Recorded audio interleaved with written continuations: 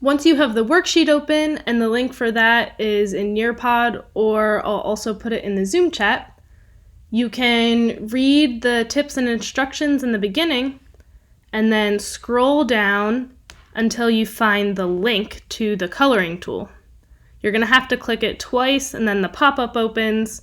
Click that and the coloring tool opens, and you're going to want to scroll down almost all the way until you find the astronomical image coloring tool. You can hit this X at the bottom, and as it says on the worksheet, you're not going to be able to see anything right away. So first you have to turn on a filter by using the checkbox. So our U filter is going to be violet.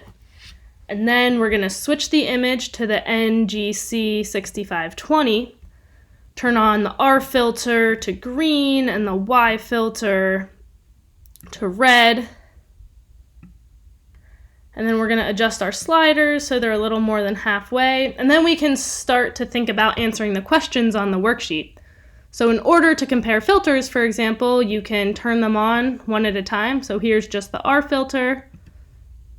Here's just the U filter. You could, for example, have the R on and then turn the U on to see what gets highlighted when you turn that one on.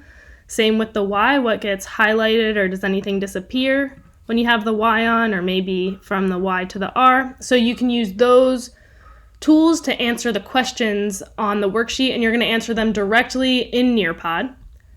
And then once you're done with the first image, we'll switch to the M78, and this time instead of the U filter, we'll use the G filter. It's still violet, the R filter is still green. We need to turn on the Y filter and make it red.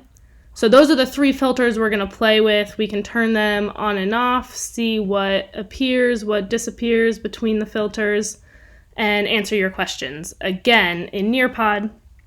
And then the very last thing that we're going to do is make any picture you want. So you can choose any of these. That can be a fun one.